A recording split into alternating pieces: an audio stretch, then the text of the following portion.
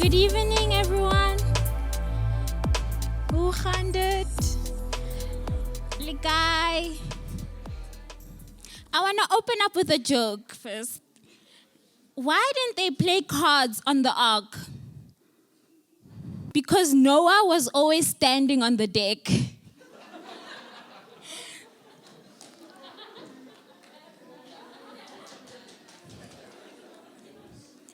Okay, now I'm just going to make a few announcements. This is the last official service of the month. There will be informal services on the following dates, on the 4th of July, 11th of July, and the 18th of July. The services will be at 10 o'clock, right here, right? Oh, in the chapel. And then Traptour taking place in October on the 2nd to the 9th on the 2nd to the 9th. I think if you want more information about it, to speak with Alec or Francois. Right, yeah. And then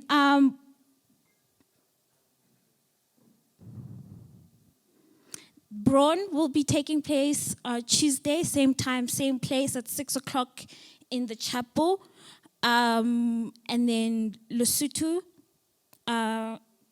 tour on the 2nd to the 9th of July. That's all. And now we can start with the offering.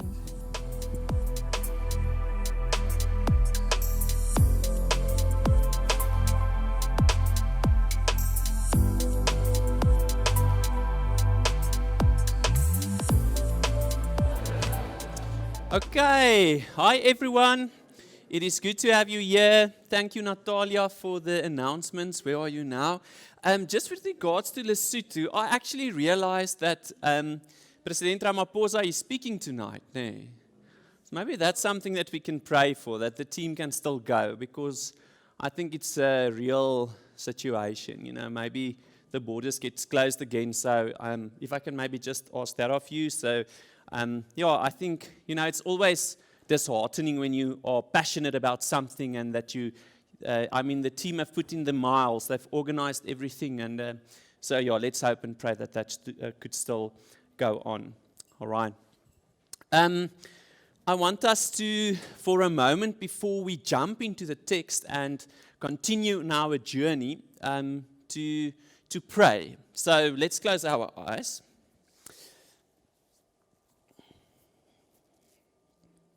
Lord God, when we plan to come to this space, what we call our church, we come kind of prepared, because without us noticing it, without ourselves giving our inner heart the instruction to prepare myself, himself, yourself, herself, there happens things in our hearts and in our minds. And when we come here, we sometimes struggle to untie ourselves from the harsh realities that we know are actually just around the corner or waiting as we drive home. And I think a misconception, Lord, is that we should leave those things behind. I think, Lord, when you engage us, as we are going to hear tonight, that you meet up with mankind, that you see us through the spaces where we are at, that you totally engage us in the full human being sense of the word. And that means, Lord, that you know that we are coming here with a lot of baggage, that we come here with our hearts sometimes full of doubt and misunderstandings and concepts that's not always true or correct, and maybe with a lot of purity and a lot of softness and a lot of kindness, and yet sometimes we feel that we get neglected and abused. So our hearts is full of emotions. So we bring that to you. We bring our bodies to you. We bring our minds, our hearts, our souls. We bring the totality of who we are to you. And so would you, in this space, not than this physical space of Kopanong, but the community of Kopanong. Would you lead us deeper into understanding that you are calling us in the totality of our humanness, so that we concretely can give that to you, can embrace you, because you have already embraced us with who we are. We love you. We confess that you are our King and our Lord. We confess that there's a lot of stuff going on in life, in general, in the world. And we want to trust you, Lord, with the outcome. Please provide for us. Please guard our loved ones. Please guard the communities that's going hard, being hit hard by COVID. We pray, Lord, that you see us and that you would heal us. Amen. Kom ons sing. You can stand and we're going to praise the Lord's name.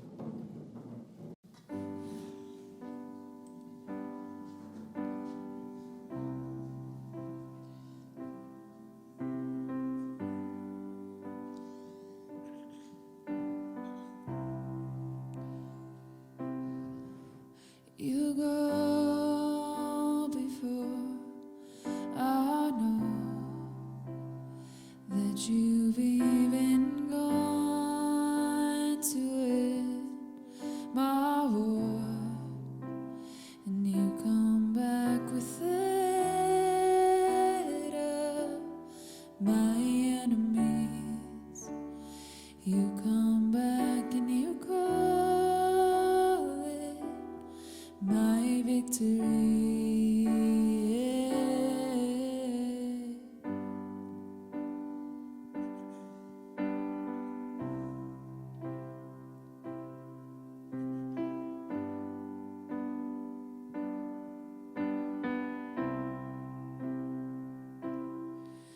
You go before I know that you've even gone to it, my war, and your love becomes my greatest defense. It leads me from the dry wilderness, and all I did was praise,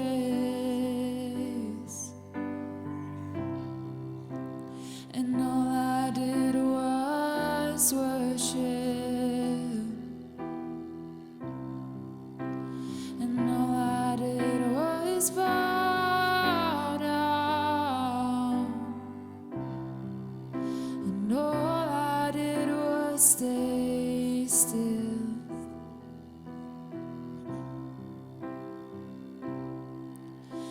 And hallelujah, you have saved me so much better your way. And hallelujah, great defender, so much better your way.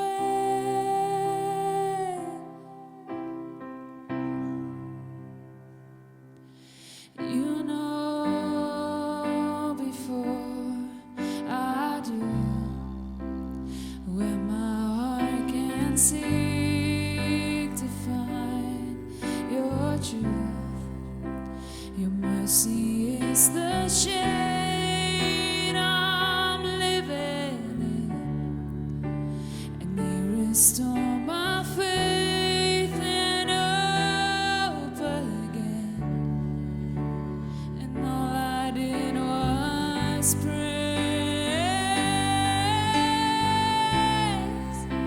and all I did was worship, and all I did was bow down, and all I did was stay still.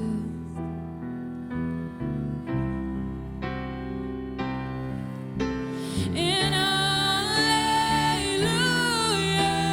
you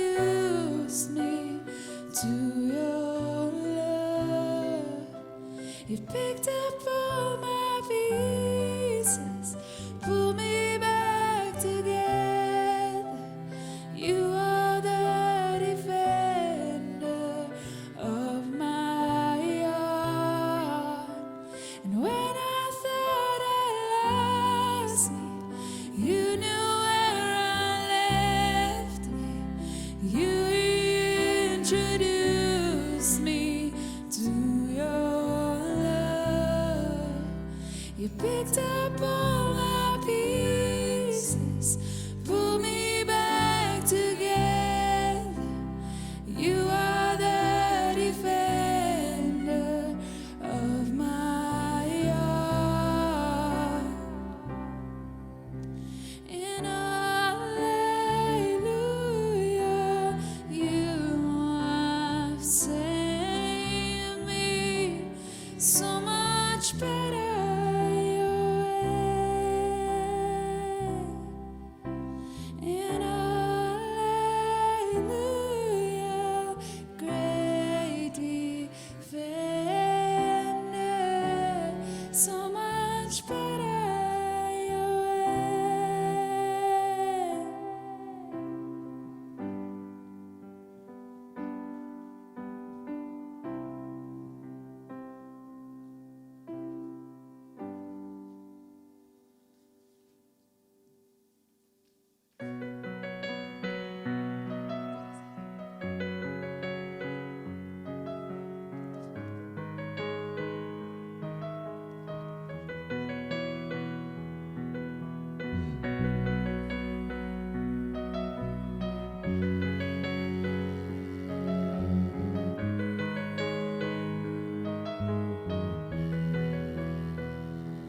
God is able, God is ever faithful.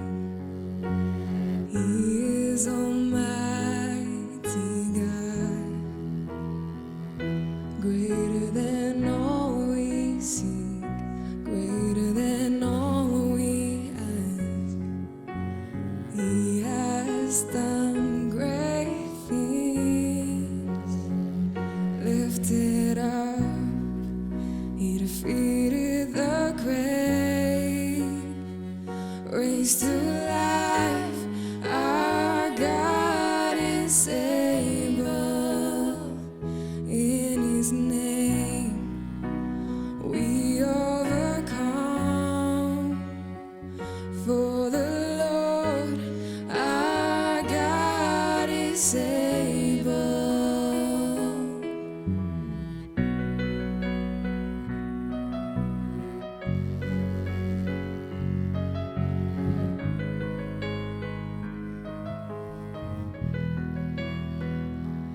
God is with us, God is on our side. He will make a way. Far above all we know, far above all we hope. He has done great things, lifted up. He defeated the grave, raised to life. Our God is able. In His name we overcome. For the Lord our God is able. God is with us. He will go before. He will never leave us. He will never leave us. God is for us. He has open arms. He will never fail us. He will never fail us. God is with us. He will go before. He will never leave us. He will never leave us. God is for us. He has open arms. He will never fail us. He will never fail us. Lifted up, He defeated the grave, raised to life. Our God is able. In His name we overcome. For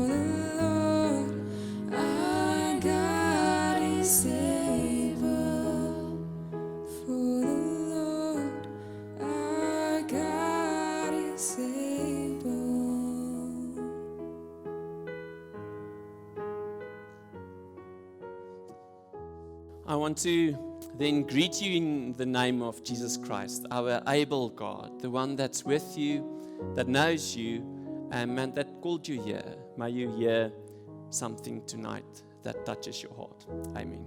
Julle kan maar sit.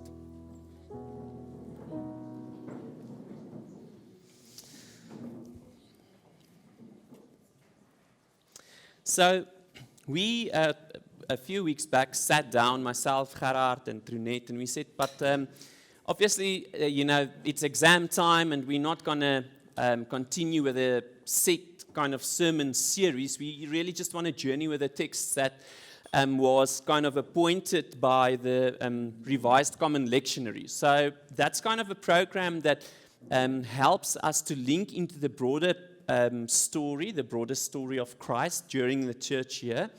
And in that, we said, but we're going to talk on David, the announcement of David as a king, and then the battlefield that you spoke on, Trunette. And now, tonight, the scripture jumps from Old Testament to New Testament. So we're going to read out of Mark. So I don't know if you have your Bible here. If you want to open it, Mark chapter 5, you are more than welcome. And we said to one another, maybe we should call this Heroes of Faith. Because, David kind of, and the prophets that anointed him, and Jesus, it's kind of heroes of faith. It is, in fact, Jesus is the center point, the focal point of our faith. And so tonight we're going to try to zoom in on Jesus, where he is healing the daughter of Jairus. Ek het gaan kyk hoe spreek jy dit uit, want my Afrikaans sê vir my Jairus, maar die Engels sê Jairus, so ons gaan praat oor Jairus. And then also about a woman that was suffering from bleeding for 12 years. So that's going to be our text for tonight in Matthew chapter 5.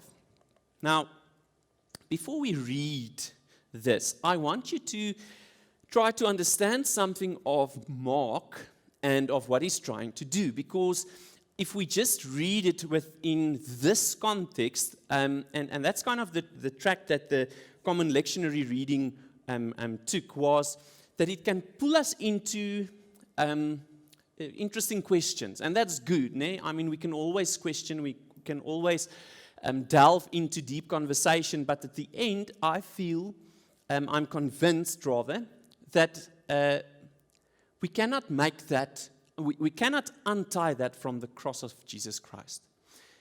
If we read in this text a example of people being awakened from the dead, from being they died and now they are living again, and we are dismembering this from the cross of Jesus, we're missing the point, really. Because Mark is trying, firstly in this story, is trying to tell us something about Jesus Christ. Now, when I say that, I'm not questioning something of the power of God with regards to death and life. And it's part of our conviction of our creed, is that we will be raised to life. So it's there and it's concrete and we hold on to it. But then in the meantime, we are in this tension of still, part of the suffering and the stuff in the world that's just happening, and then looking forward to the one day, to the gift of life forever. Although we already received that. So what I want you to keep in mind is that Mark is trying to unfold something, to break something open for us about this figure of Jesus Christ. He wants to show us through the figure of Jesus Christ how God's plan for the world is unfolding. He wants to show us how within Jesus Christ, in his suffering, his dying, his resurrection, the fact that we know him as a son of man, through Jesus, he is kicking off this plan to save eternity, a universal king above all. And to establish that, to make Jesus this person, he has to show through his storytelling that Jesus is truly the Son of God. He's the one that is going to bring salvation. And so Mark ends up telling this elaborate stories about Jesus conquering certain things. Now, if you read it, you'll see that Jesus, firstly, when it's about the miracles of Jesus, he does amazing things in chapter 1 to 4, with regards to healing sick. Now, can you just for a moment jump to biblical times in your mind, okay? And most probably one of the fiercest enemies that people had in communities was sickness, né? Ek meen, jy kan jouself indink. Hier lewe jy in die Bybelse tyd. Jou ouma gaan dood aan griep en jou oupa grootjie kry vrotpotjie en sy neefie het een of ander ding onder lede en dit is net gaas. So sickness is a very concrete kind of enemy that wasn't just easily obtained. Nee. It wasn't just as easy as go to the line for the jab and then you are going to be okay. It wasn't that. Nee. Okay? Julle hoor my? So we see a Jesus, according to the biblical crowd, a man that's healing the sick. Says something of him being the Son of God. Okay, that's the first thing. The second thing is, we read that Jesus conquers and is even in conversation with demons, all right? So just in the chapter before chapter 5, he goes over to the other side of the lake and he engages there with a guy that's full of demons, and he tells these demons to go into pigs, all right? And then the pigs ran off a cliff, and it's really like you hear, it's like this almost, I don't know what to call it, like it's gory stories. It's elaborate. It's big stories. It's trying to establish that this Jesus is the Son of God. Okay. And so in chapter 4 and in chapter 5, Mark is taking it one step further. He's now telling this story, end of chapter 4, of Jesus calming the sea. Now, it's early in Mark, and it's the first instance in Mark where this person, this man out of Nazareth, conquers something of a natural phenomenon. So get me, or listen to me so that you can get me. In the mind of the biblical thinker, he's trying to create a portrait of this Jesus. And so the first thing that he says is, well, this Jesus can heal the sick. He's got power and authority over sickness.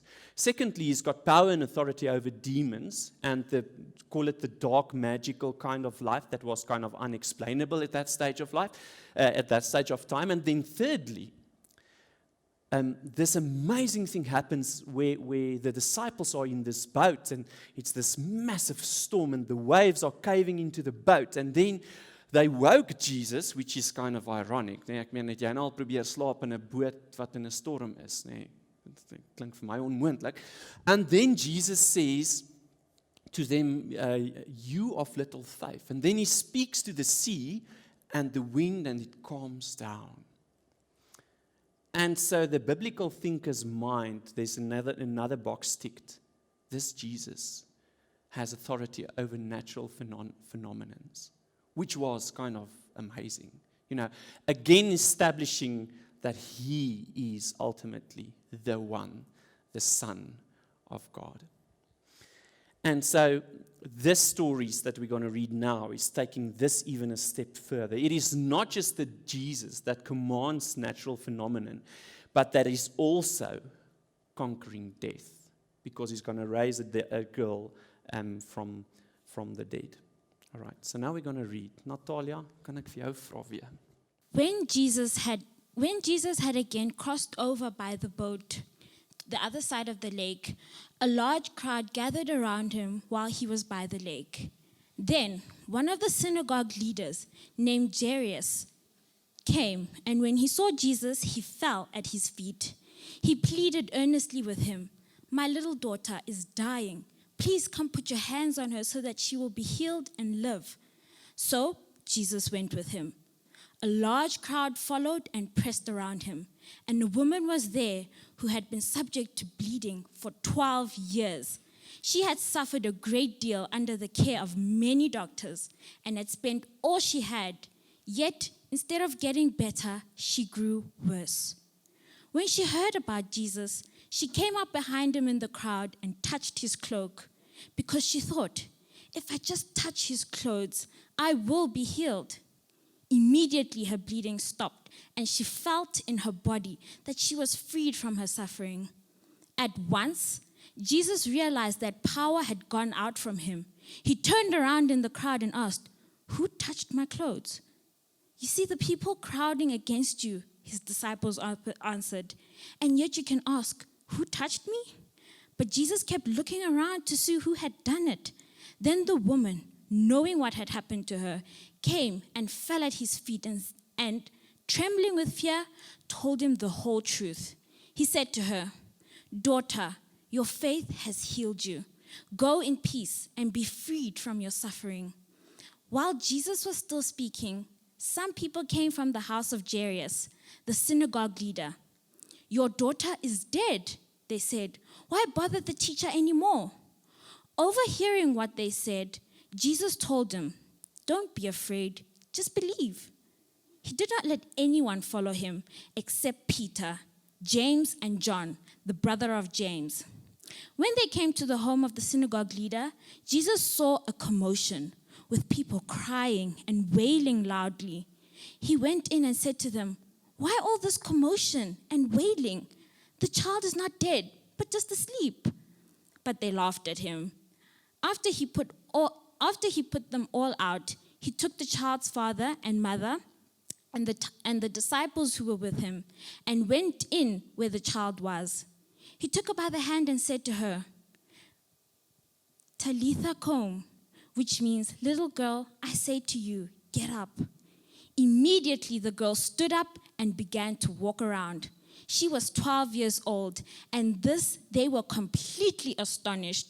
He gave strict orders not to let anyone know about this, and he told them to give her something to eat. Thanks, Natalia. In a way, this story, I think, centers in a way around this question. Who is this then? Wie is hierdie man? Who is this guy that we conceive or we see that he has power over these things, that he can even raise people from the dead? And time again in the story of Mark, we see that Mark tries to draw back the curtain, even open the gate wider on our perception of the power and authority of Jesus. And so this is what's happening. He's enlightening our picture of Jesus. He says, but this guy, he even has a say over death and life. He opens it wider. And usually when it comes to us in our lives, I wonder if the same thing isn't true when we deeply go into discovery mode about who Jesus is. Why am I saying that? I think when we have to sketch a picture of Jesus, we're going to have a quite clear picture. I mean, for heaven's sake, we've got the Bible. So hopefully you can say something about Jesus that's true and that's genuine. And you are in a very positive situation because some of the readers or the faithful that was following Jesus did not have the Bible. I mean, we have the totality of the Bible. Yet, when we think that we understand that Jesus loves this wide, what are we going to discover? He loves wider. He cares this deep. No, he cares deeper. We, again and again, misplace the goalposts because Jesus, obviously, is so much more. And what's fascinating to me in this story is to try to understand where these two random characters come from. Now, I want to try to use that as an analogy for your life. All right, so while I'm talking on their lives, try to ask the question, where are you in your life? Nee, want dit is tog die realiteit waarin ons lewe. I prayed that you coming here with your mind, body and spirit and your totality of human being, and the same was true of these two characters. Okay, so they enter into the scene that Mark is setting up, and I'm sure they enter from a space where they are just having, or just life is just happening around them. They most probably are focused on the basics, like do I have something to eat for today? I am physically sick. My daughter is physically sick. The lady, she's physically sick, so worried kind of about that. Worried about having a next meal, a place to stay, the basics. And then, in the face of adversity, in the face of danger and threat, they hear about this man with the name of Jesus. And the stories has been circling around in some of the towns around Galilee, and they've heard his name, and they've heard the stories, and suddenly they hear, but he's close by.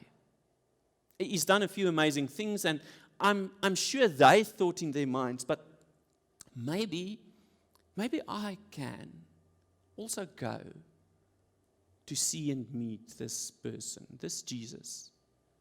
Yet, maybe, and I'm speculating, they thought, I don't know, like maybe it's not all true, or maybe there's people that needs his help more, or whatever. Maybe one day, maybe they were afraid of the fact that when they go to Jesus, something of their story, something of their mind, body, soul, spirit life will be in a way shown. People will see them. God will see them. Jesus, this prophet, will truly see them. And so, whatever is keeping them away at the beginning, before they go to Jesus, isn't Jesus' hang up with people. It's their own hang-ups, with their own personhood, with their own backstories, that is in a way keeping them there. Jesus is still there. In fact, we have a lot of information, a lot of stories. We've got thousands of years of history attesting to the fact that this Jesus would not go away, that he is loving us with an unquenchable love, with a love that's going to go deeper and wider and higher than we can ever imagine. Yet, sometimes, we allow our backstories to keep us in a way away from the one that we know is the giver of life. Sometimes we keep our distance from the healer and the conqueror of life and death. So I want you to zoom in. I want you to zoom in for a moment on your hang-ups. And ek sê dit baie hard, nee, want ons het hang-ups. I mean, let's try to call a spade a spade. We all have our insecurities. We all have the things that we feel, Lord Jesus, if you see this of me, like you're going to raise an eyebrow at the least. Nee. Like, I mean, we all have lives, and we have lives that's in secret, and we have things that we think and do and ponder about, and issues with ourselves, and like, we all have that stuff. What is yours? I'm not going to ask you to, open your guts here for everyone to see, but I want you to try to get a handle on what is yours. For that, I'm going to ask Helios to come and help me quickly. So, gaan julle gou op die stage, Helios. So, the song that they're going to do now is Soos 'n Wildsbok. Now, the song says, in essence, Lord, as a deer is panting, is wanting, is searching, as a deer's body is asking with all of its entirety for water-giving or life-giving water, so I am thirsting for you. And so maybe Jairus and this woman suffering from bleeding for 12 years had the same urge. Soos 'n wildsbok, Here, smag ek. Now my question is, yet something is keeping me from you.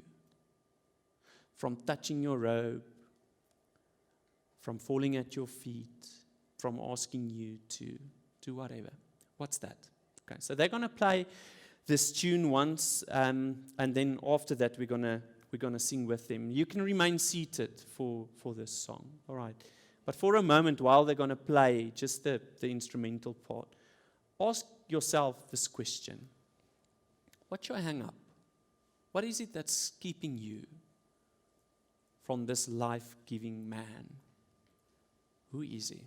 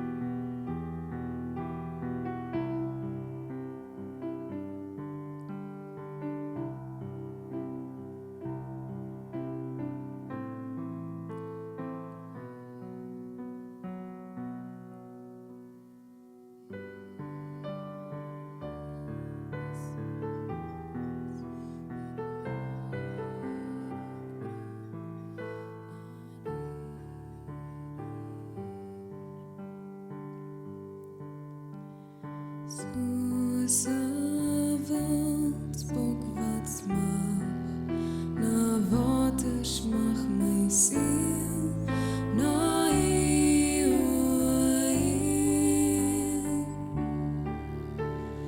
U alleen is my hart verlange en ek bring aan U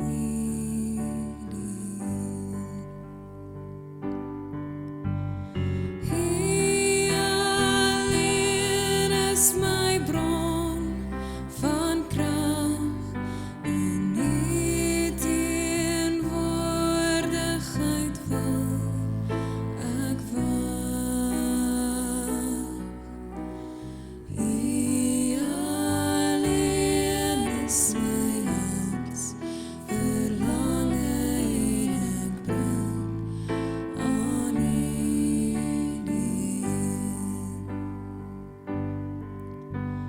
soos 'n wildspok wat smag, na waters mag my siel na U,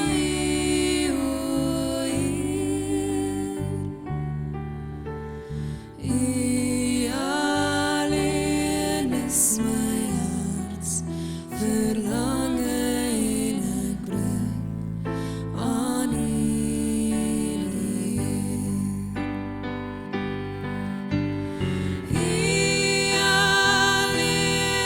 Is my bron van krag en U teenwoordigheid wil ek wag. U alleen is my hart verlange en ek bring aan U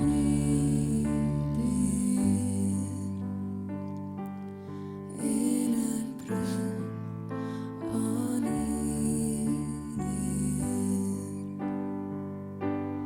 en ek bring aan U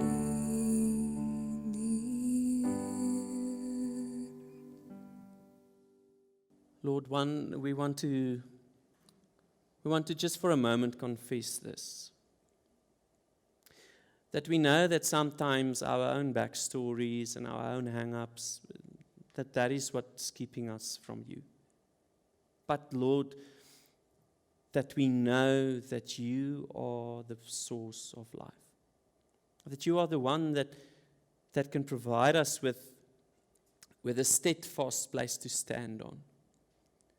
With a place where we can launch our new kind of avenues to understand something, to just try to make sense, Lord. You are the one that is the fountain of life. We praise You. Amen. Dankie, Helios.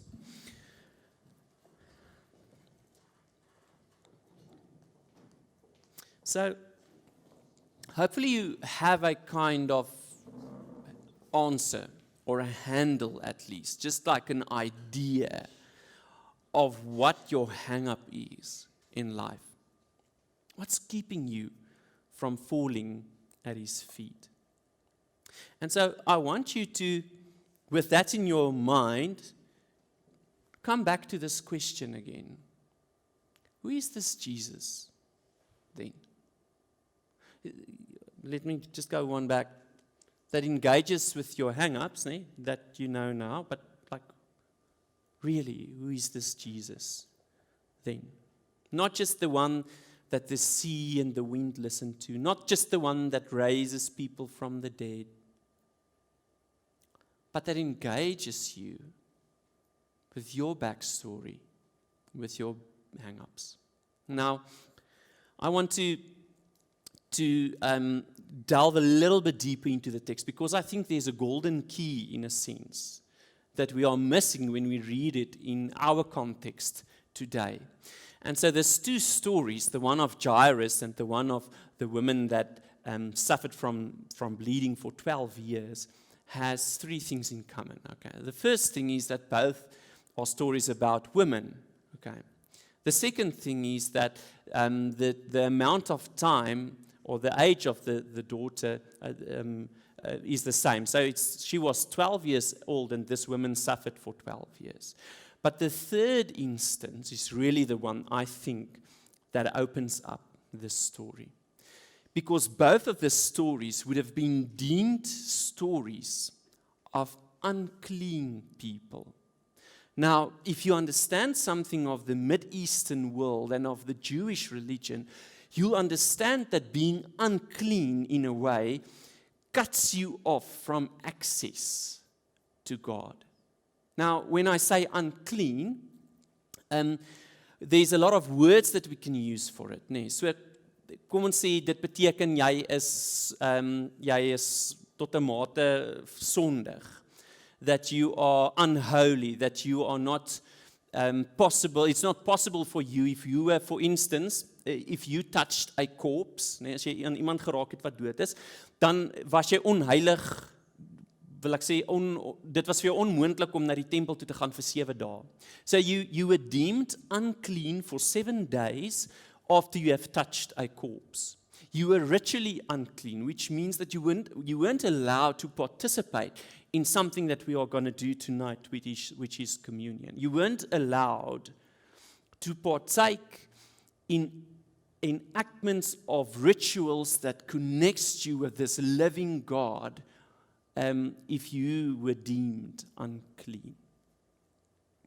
You were kind of an outsider for the time being. Now, I mean, there's a lot of things that we can talk on in this text, and especially if you go to some of the Old Testament texts, there's very strict rules and regulations, specifically about being in contact with a sick person, which was Jairus' situation. His daughter is dying.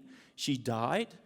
And then also about menstruation and the cycle with regards to that. And these women have been suffering from bleeding. Now it's an assumption. They don't tell us what bleeding, but I mean, I think it's a quite clear deduction that we can make. And so there's this very strict rules, and in a way it eliminates these people, these two, from enacting, from engaging with God. They deemed themselves, to a certain extent, unholy. Their hang-ups was that they weren't worthy in that stage of life because his daughter, my daughter, is dying. I was with her. I cherished her. I looked after her. I bathed her. I helped her. I most probably got the same sickness because I was in close contact with her. Yet, Lord, although that kept me away from you, I'm not going to allow it anymore to come and fall at the feet of Jesus. This woman is so self-conscious about her situation that for 12 years she's been trying and struggling to get a healing for this. She spent her fortune, her life savings, whatever she had on this. And so out of desperation, in a way moving into a crowd where she weren't allowed to be, trying to, in a way, be not seen and just to touch his robe so that she could be healed.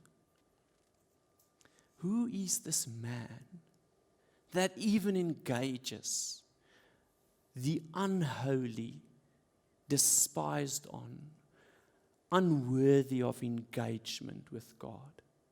Who is this guy that engages with us even through our hang-ups? Because the truth is, guys, the hang-ups was at the side of the humans, not at the side of Jesus. And what's the parallel in that to your life then? Do you deem yourself to a certain extent sometimes unworthy, unholy, to a deep extent sinful, but to such an extent that you feel, Lord, I'm just rather going to shy away, because there's this part of my life and this secrecy about a certain stuff in my life that I'm not just even comfortable with it myself. So that's why I'm, going to try to keep my distance. And yet then Jesus engages us. And he understands. And he meets us where we are at. And he embraces us. In fact, we read here of a God that goes further than just seeing, but he touches. Can you imagine that? This Jairus falls in front of Jesus and asks, would you come and lay your hands on my daughter? Amazing. This woman, where she, usually, I think people, when they engage Jesus, they would ask him, would you come and pray for me? Would you come and help me? This woman doesn't even have that courage.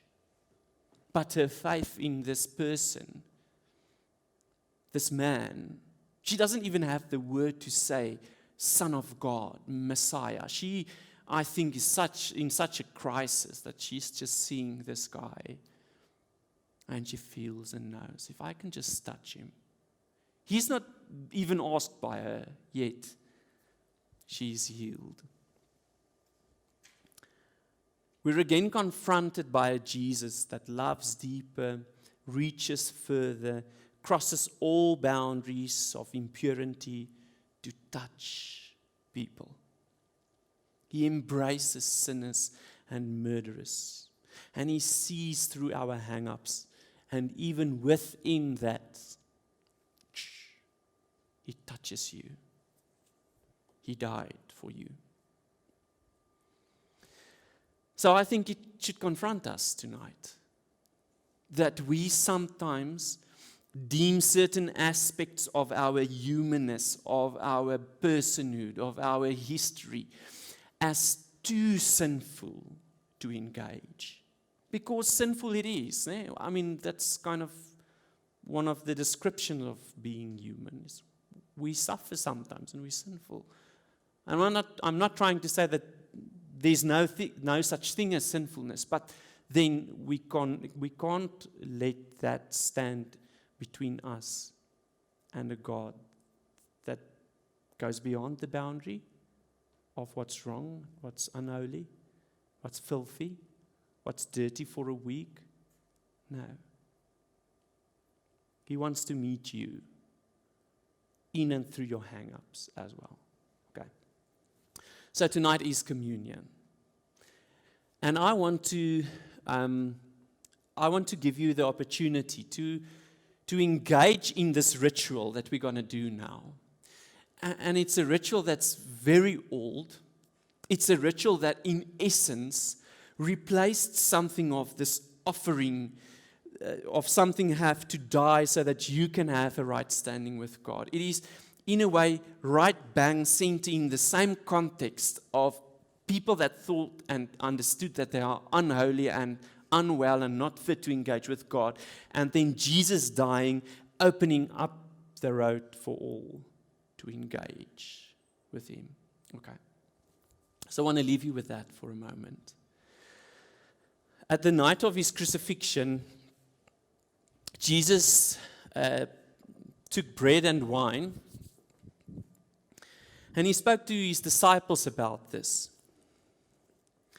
And he used this to say, and they didn't even understand it then, as we are not, I think, capable to understand the deepness and the totality of this. But he said to them that this is my body.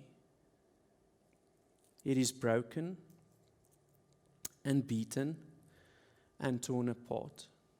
Take it, use it, and think of me for total sacrificial wellness of who you are. He also took wine, and while he poured it, he said that this is the cup of a new community.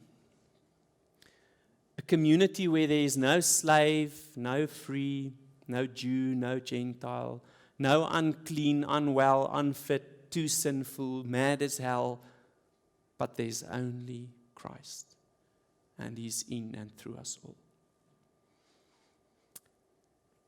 So take your hang up and engage with that for a moment and hear that that offering opens up the way so that Jesus can touch you. All right. When you are ready, then you can use communion on your own time.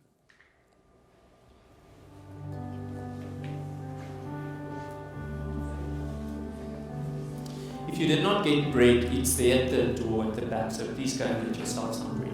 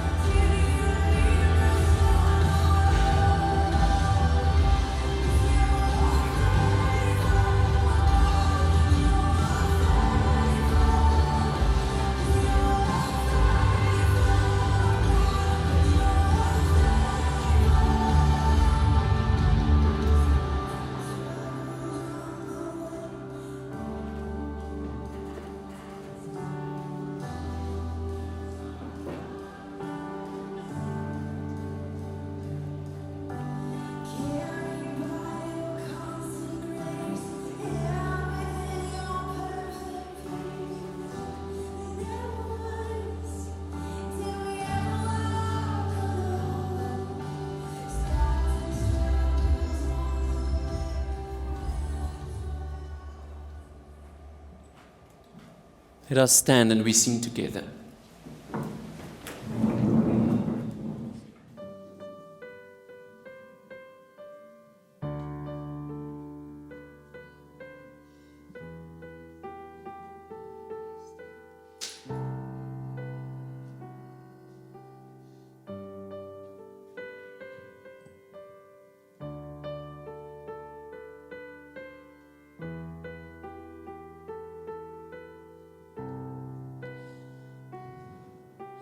Standing on this mountain top, looking just how far we've come, knowing that for every step you were with us, kneeling on this battleground, seeing just how much you've done, knowing every victory was your power in us.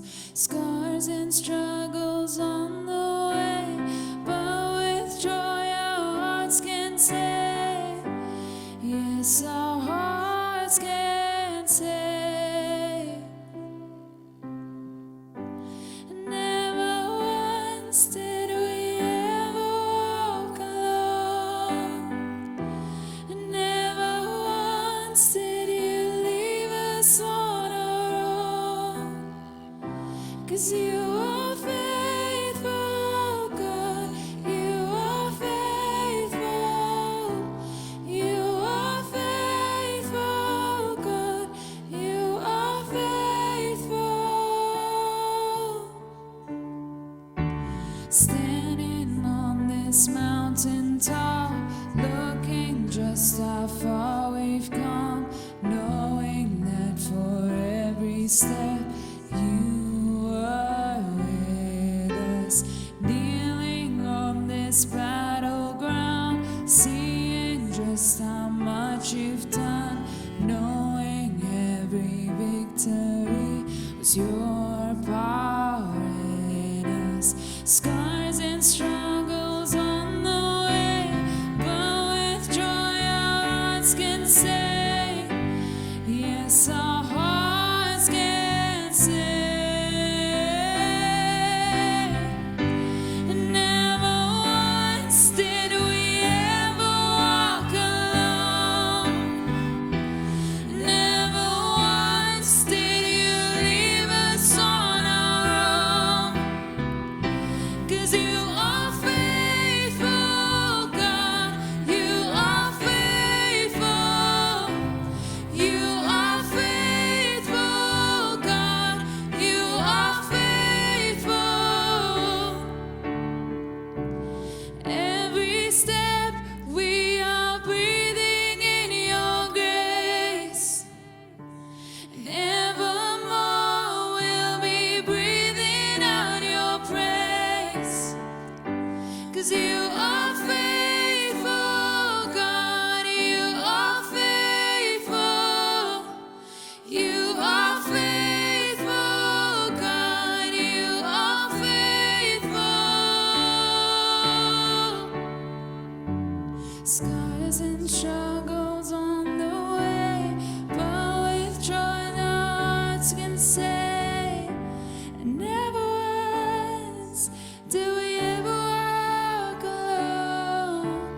Carried by your constant grace, held within your perfect peace, and never once do we ever walk alone. Scars and struggles on the way, but with joy our hearts can say, and never once do we ever walk alone. Carried by your constant grace, held within your perfect peace, and never once do we ever walk alone.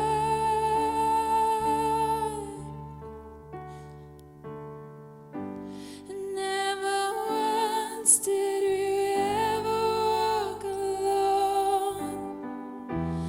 Never once did you leave us on our own. 'Cause you are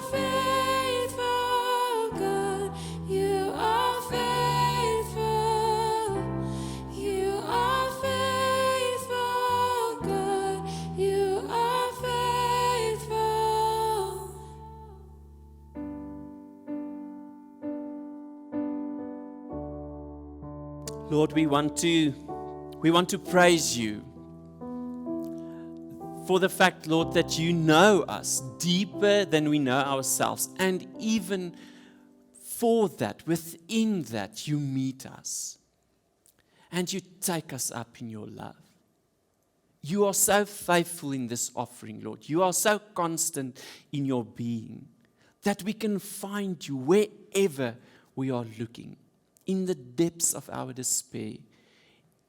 In the highness of our gratitude and thankfulness on a mountaintop, you are there. You meet us, Lord, and you embrace us within our hang-ups. And we want to honor you for that. We want to take this communion that we just had, this bread and this wine, and we want to live in that. We want to live as free people, as you announced to this woman. Go in peace. Would you set us free? Please, Lord, from our own stuff, from our hang-ups, from our background, from the stuff that we sometimes feel so bad about in our lives. Would you free us so that we can truly live in your light? Amen. Jy kan so staan vir 'n oomblik. Just two last thoughts. What amazes me of this story is that Jesus didn't get angry with this lady, touching his robe, here from the backside, kind of stealing something of his power. And I realized that, you know what, usually, a lot of the times, I actually want to say, most probably always, we, communities, have more hang-ups with theological correctness, with ways of engagement, with certain cleanliness before we engage in rituals, than Jesus ever had. May you hear the freedom in that. And then lastly, I want you to go home with a question. Who is this man, truly, that engages with you? Amen. Kom ons sing Oceans.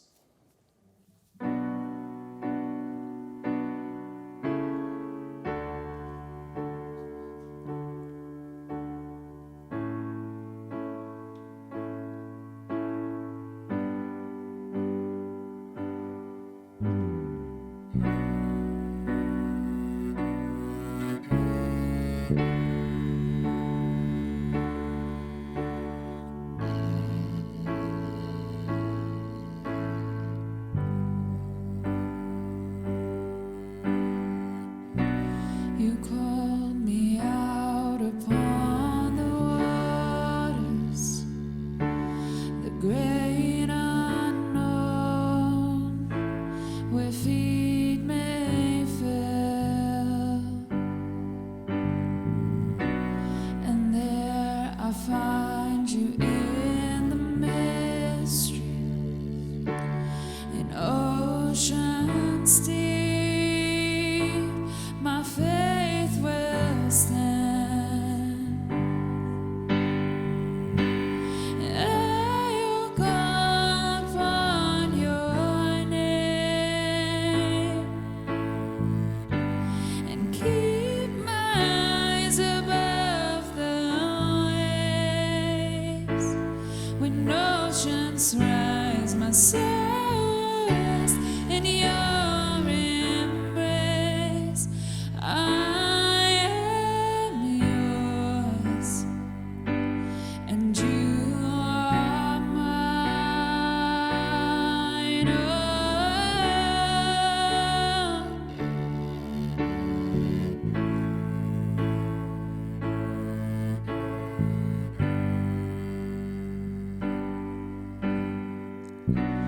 Your grace abounds in deepest waters. Your sovereign hand will be my guide.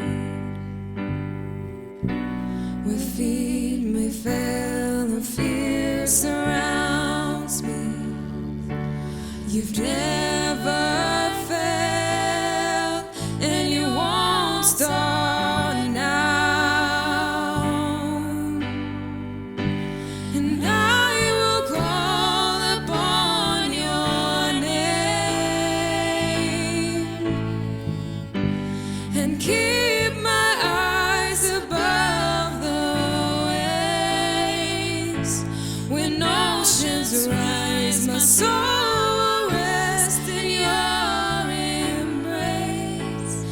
I am yours, and you are mine.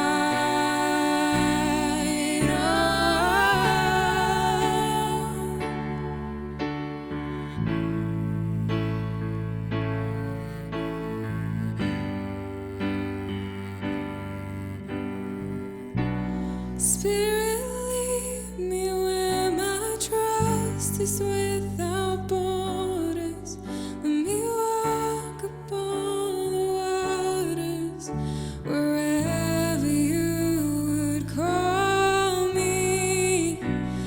Take me deeper than my feet could ever wander, and my faith will be made stronger in the presence of my Savior. And Spirit, lead me where my trust is without borders. Let me walk upon the waters wherever you would call me. And take me deeper than my feet could ever wander, and my faith will be made stronger in the presence of my Savior. I'll call upon your name and keep my eyes above the waves. When oceans rise, my soul rests